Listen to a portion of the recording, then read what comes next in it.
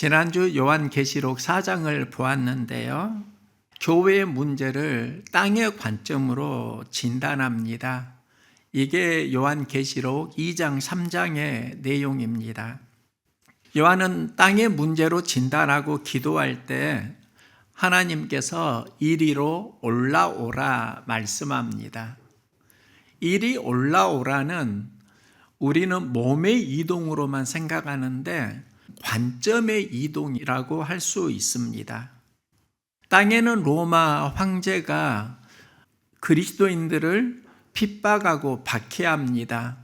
그리고 신전에 가서 예수를 주로 고백하는 그들에게 로마 황제에게 예배를 드려라 말하는 현실 속에서 그리스도인은 두 가지 방향이 생깁니다. 하나는 예수를 배교하고 떠나는 이가 있고, 또 하나는 고통 속에서 예수를 신실하게 살아가는 이들이 있습니다. 이게 땅의 현실입니다. 요한은 하늘로 올라가서 하나님 보좌를 보게 되고요. 여전히 통치하시는 하나님을 만납니다. 요한은 땅의 관점으로 세상을 볼 때는 로마 황제가 왕이고 다스리는데 하늘 관점으로 보니까 여전히 하나님께서 통치하고 계시는구나. 그러면 우리 인생 가운데 하게 되는 질문이 있습니다. 하늘 관점으로 우리가 올라가면 땅의 문제가 해결이 되는가? 현실은 여전히 고통이 있고 억울함도 있고 풀리지 않는 많은 문제가 있다는 겁니다. 여기서 우리는 고민하게 됩니다. 그럼 우리는 어떻게 여전히 남아있는 땅의 문제를 극복해 가야 하는가? 이 질문에 대한 답이 오늘 봉인된 두루마리에 대한 말씀입니다.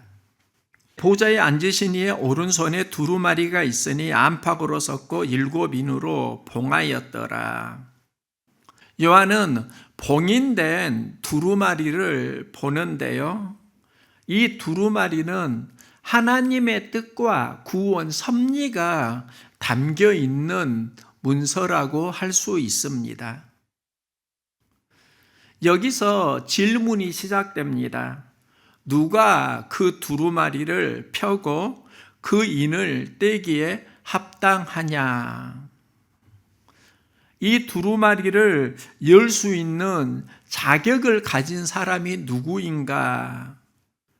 아무도 그 인을 열 수 없을 때 요한은 슬퍼하고 울면서 하늘 위에나 땅 위에나 땅 아래에 능히 그 두루마리를 펴거나 보거나 할 자가 없더라.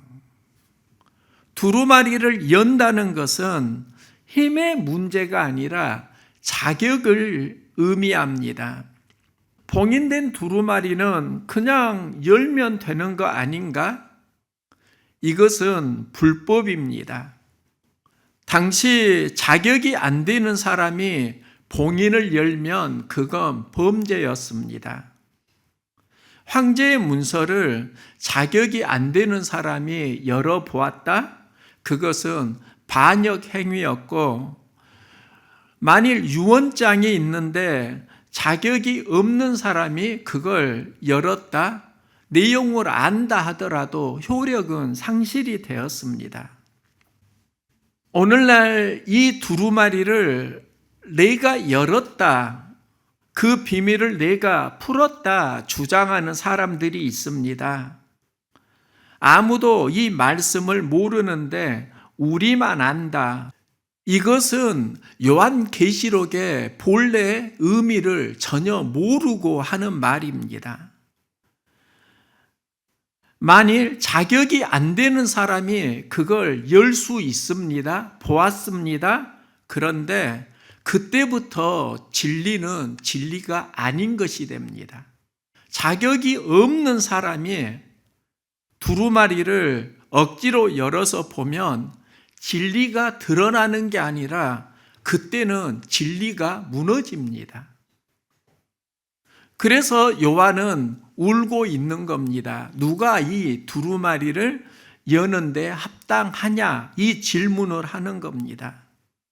자신이 두루마리를 열었다고 하는 것은 거짓이고 진리 파괴 행위입니다. 두루마리를 여는 주체가 바뀌어지면 그때는 다른 복음이 됩니다. 지금 요한계시록으로 다른 복음을 전하는 건 내가 요한계시록에 하나님의 뜻과 섭리를 알았다, 풀었다. 여기서 본질을 잃어버리게 됩니다. 두루마리에는 하나님의 구원하심이 어떻게 이루어지는가, 하나님의 섭리가 담겨 있는데요. 두루마리를 열 수 있는 자격은 대가가 필요합니다. 성경에서 그 대가는 핏값입니다. 예수님은 십자가에서 자기 피로 인류의 죄값을 치르십니다. 어린 양 외에는 그 두루마리를 열 수 있는 사람이 아무도 없더라. 이게 요한계시록의 진짜 메시지입니다. 하나님의 구원 섭리는 어린 양 예수가 연다. 이게 복음이고 진리입니다. 두루마리를 여는 것은 말씀을 해석하는 게 아닙니다. 누가 하나님 앞에서 구원자로 자격이 있느냐의 이야기입니다. 그분이 예수 그리스도이고 하나님 앞에 구원자로 자격이 있다는 것을 알려주는 것이 봉인된 두루마리를 어린 양 예수가 연다는 말씀입니다. 하나님은 사람을 창조하시고 보시기에 심히 좋았다고 말씀하십니다. 에덴을 선물하는데요. 에덴은 장소의 의미도 있지만 기쁨이라는 의미도 있습니다.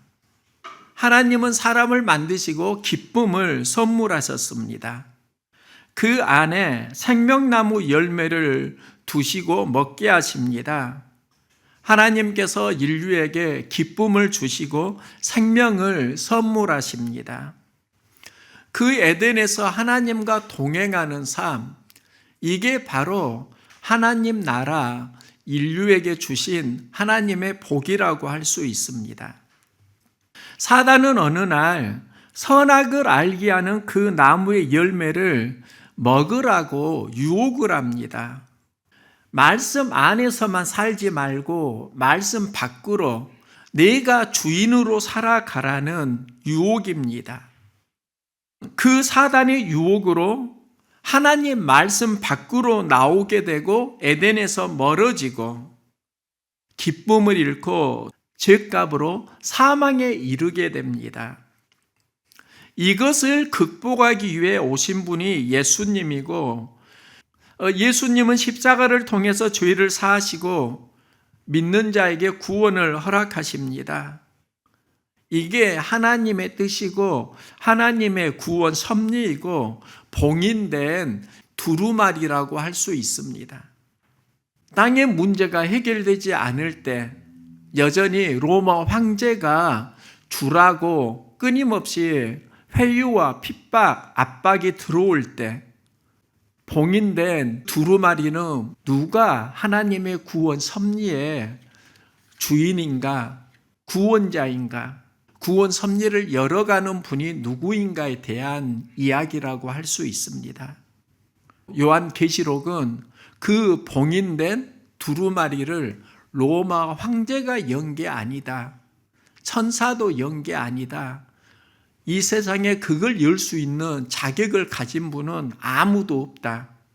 오로지 어린 양 예수 그리스도 뿐이다. 이게 요한계시록 메시지입니다. 당시 소아시아는 로마 제국이 지배하고 황제 숭배를 강요하면서 그리스도인은 이 역사의 주관자가 누구인가를 질문합니다. 로마 황제가 역사를 주관하고 있는가? 아니면 예수가 역사의 주관자인가? 요한이 하늘로 올라가서 봉인된 두루마리를 예수님이 취한다는 건 예수가 그리스도이고 구원자라는 선언입니다. 그러면은요, 우리는 어떻게 하나님의 구원 사역에 참여할 수 있는가? 하나님의 그 구원의 섭리에 우리는 어떻게 반응해야 하는가? 어린 양이 두루마리를 취하실 때 네 생물 24장로들이 어린 양 앞에 엎드립니다.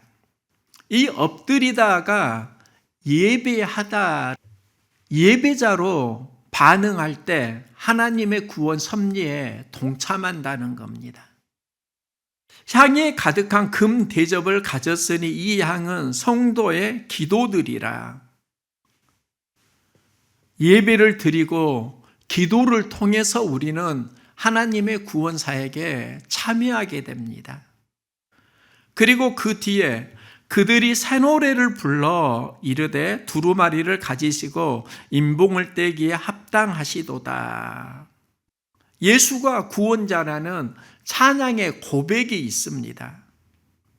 그러면 우리가 구원받은 하나님의 자녀로 어떻게 하나님 앞에 반응해야 하는가? 예배자로 반응하는 겁니다. 기도하면서 반응하는 겁니다. 찬양하면서 반응하는 겁니다.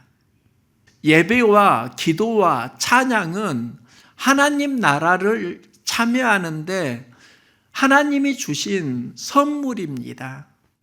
구원받은 성도들은 하늘에서 어린 양 예수를 구원자로 고백하면서 예배합니다, 기도합니다, 찬양합니다. 하나님께서 그들에게 하나님 앞에서 나라와 제사장들을 삼으셨으니 그들이 땅에서 왕 노릇 하리로다. 하나님은 예수를 구원자로 고백하고 예배하는 사람들에게 하나님 나라 제사장을 약속하시고 그들이 땅에서 왕 노릇 한다고 말씀하십니다. 왕 노릇? 예수를 믿으면 세상에서 권력자가 된다는 말인가? 왕 노릇을 한다는 말은 예수 믿는 성도가 세상에서 권력자가 된다가 아니라 하나님 나라 권세로 사는 존재가 된다는 의미입니다. 성도는 하늘에만 속한 존재가 아니라 땅에서 하나님 나라를 살아내는 존재, 그가 바로 왕 노릇하리로다입니다. 예수를 믿고 구원받은 우리가 품어야 하는 비전이 무엇인가? 하나님 나라, 제사장, 그리고 하나님 나라를 위해서 이 땅에 제사장으로 살아내는 존재가 되는 겁니다. 이게 바로 요한이 하늘에서 본 비전이라고 할 수 있습니다. 요한계시록은 예수를 찬양하는 사람이 24장로, 네 생물, 하나님의 7영인데 후반부로 가면 그 규모가 수가 만만이요 천천이라 많이 확장되는 것을 볼 수 있습니다. 만만, 천천은 무엇을 말하는가? 예수를 구원자로 고백하고 예배를 드리면서 연결된 사람들이라고 할 수 있습니다. 예배를 잘 드릴 때 우리는 하나님 나라에 연결이 됩니다. 예배가 무너지면 신앙은 어려워집니다. 그래서 그리스도인이 해야 하는 영적 전쟁이 예배자로 살아가는 겁니다. 예배 잘 드리는 것, 이게 하나님 나라 제사장으로 살아가는 겁니다. 그러면 예배의 중심에 누가 있는가? 어린 양 예수 그리스도가 있습니다. 예배는 잘 드립니다. 찬양도 뜨겁습니다. 기도도 뜨겁습니다. 그런데 그 중심에 어린 양 예수 그리스도가 사라지고 있다고 하면 그것은 비진리가 됩니다. 예수님이 이 땅에 말씀으로 오셨습니다. 예배가 있고 찬양이 있고 기도가 있는데 그 중심에 무엇이 있어야 하는가? 말씀이 있어야 한다는 겁니다. 교회를 개척을 하고 사역을 하면서 상황 속에서 약하고 작은 나를 만나곤 합니다. 부목사로 사역을 할 때 청중은 많았고 설교 횟수는 적었습니다. 충분히 설교를 준비할 수 있었고 또 청중이 많으니까 현장에 주는 기운을 받기도 했습니다. 교회 개척을 하고 설교 횟수는 많이 늘었습니다. 청중은 많이 줄었습니다. 설교 횟수가 많으니까 준비가 버겁고 또 듣는 청중이 적으니까 현장에서 힘이 나지 않는 겁니다. 저 혼자 설교 많이 준비를 하고 사람이 적어도 설교를 할 수 있는데 예배 시간에 눈을 마주쳐 주는 사람이 없을 때는 정말 힘들었습니다. 교회를 개척할 때 두 자녀가 있는데요. 어린 두 자녀는 돌아다닙니다. 아내는 돌아다니는 아이들에게 눈이 향하고 있습니다. 눈을 마주쳐 주는 사람이 없이 설교를 해야 될 때가 있었습니다. 내가 설교 준비 이렇게 힘들게 할 필요 있나? 이 마음이 솔직히 찾아왔습니다. 사람이 없다는 게 힘든 게 아니라 사람이 많지도 않은데 눈을 마주쳐 주는 사람이 없다는 건 정말 힘들었습니다. 예배를 드리면서 은혜가 회복되는 게 아니라 낙심하고 길을 빠지게 하는 경험을 했습니다. 하나님께 무릎 꿇고 기도합니다. 그런데 하나님께서 이런 감동을 주시더라고요. 내가 너의 청중으로 있잖아. 내가 그 자리에 함께 하잖아. 그때 마음속에 힘과 용기를 경험했던 그 시간이 지금도 생각납니다. 지금은 그냥 단순하게 말하는데요. 그 당시에는 내가 할 수 있을까? 포기해야 하나? 외롭고 힘든 시간이었습니다. 사람이 많지 않아도 나를 주목하고 계시는 주님을 내 영이 바라볼 때 그때 위로가 되고 감동이 되고 힘과 용기를 얻는 겁니다. 어디에 집중하느냐에 따라서 비전은 달라집니다. 그 당시 로마가 지배하는 상황이었고 황제를 주로 섬기라고 요구하고 있었고 로마 제국 앞에서 교회는 정말 약하고 작은 나였습니다. 여기에 흔들리고 배교하는 사람들이 생깁니다. 또 견디면서 신앙생활을 하는데 아파하고 갈등하는 성도들이 보입니다. 요한은 그 교회를 보면서 밤모섬에서 그들에게 소망을 주고 싶다, 위로하고 싶다, 이 마음이 일어나니까 썼던 서신이 요한계시록입니다. 그리고 요한계시록은 하나님의 구원 섭리를 여시는 분은 로마 황제 아니야. 예수 그리스도 그분이 구원자야, 주야. 세상은 로마를 보라고 말하지만 우리는 어린 양 예수를 보고 그분을 예배할 거야. 로마는 믿는 자에게 무릎을 꿇으라고 말하는데 어린 양은 우리에게 예배하라고 말씀하고 계셔. 이게 요한계시록의 이야기입니다. 오늘날 로마 황제는 매우 다양한 형태로 우리에게 다가옵니다. 오늘날의 문화와 가치는 예수 신앙을 약화시키는 로마 황제와 유사합니다. 수많은 그리스도인이 유혹에 무너지고 무기력한 약하고 작은 나를 만나면서 살아가고 있습니다. 이 상황 속에서 우리가 어떻게 신앙생활을 해야 하는가? 이 질문에 대한 답을 요한계시록은 계속 질문하고 찾고 있는 겁니다. 교회 입구에 화분이 있습니다. 화분을 보니까 앙상한 가지만 남아있고, 그래서 화분 치울까? 그러면서 내 안에 한 가지 궁금증이 생겼습니다.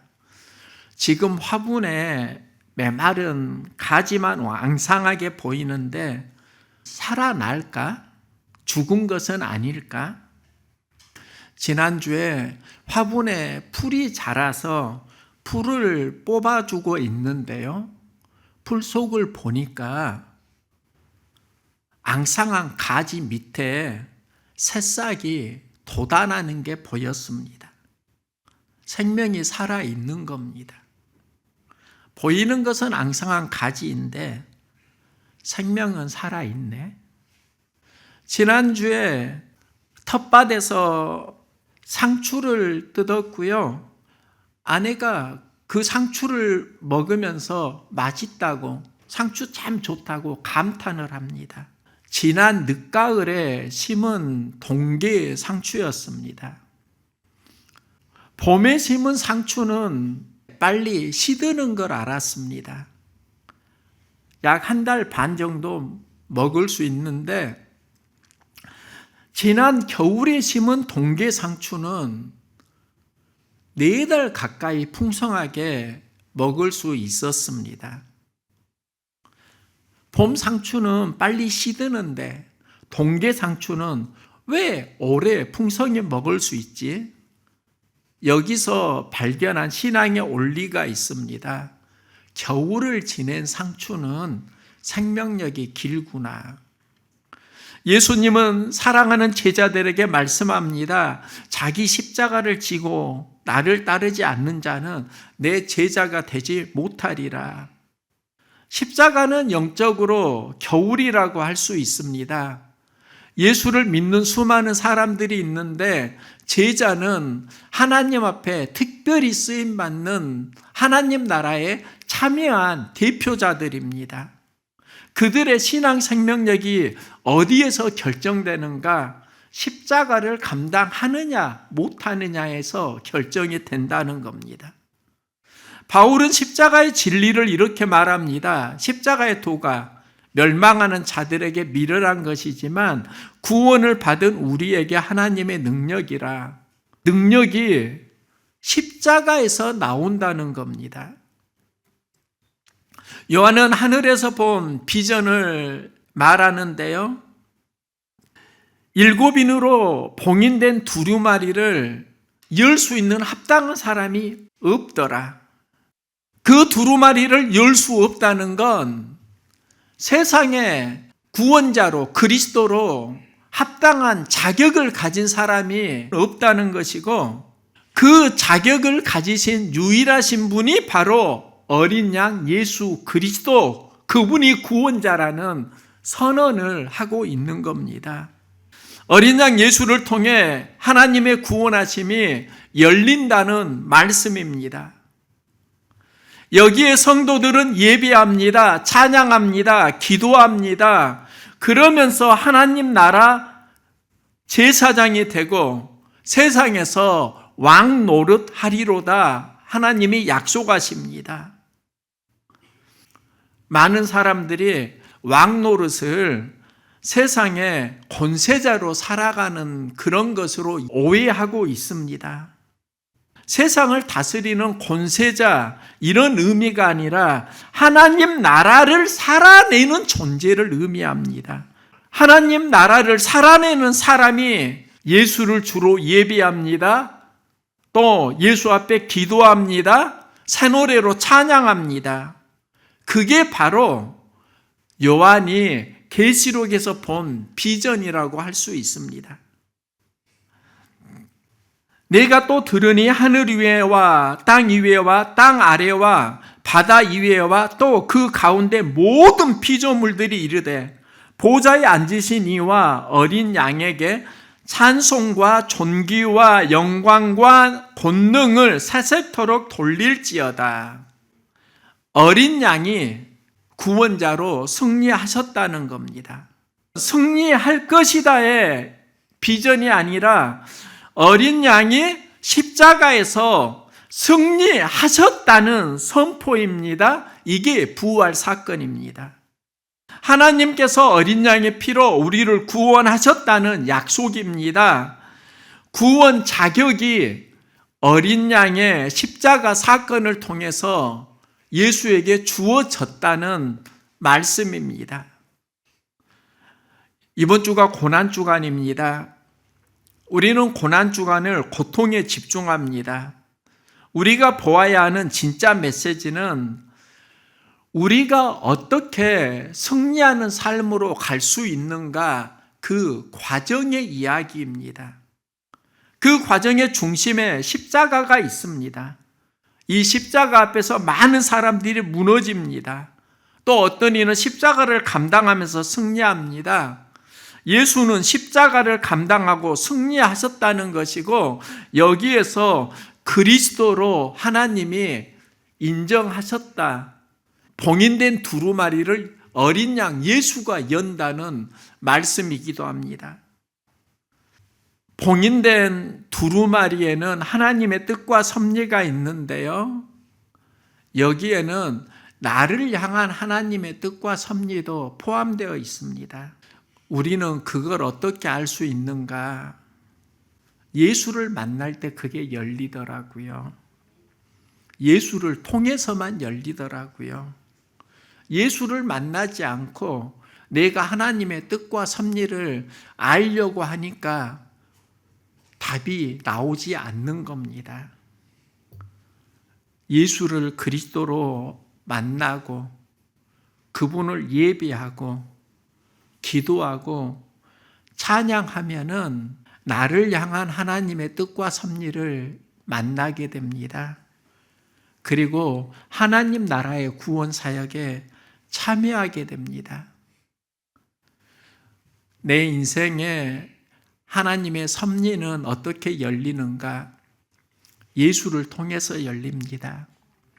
예수를 만나고 그분 이름으로 예배하고 기도하고 찬양하면서 하나님 나라를 살아가는 존재로 승리할 수 있기를 소망합니다.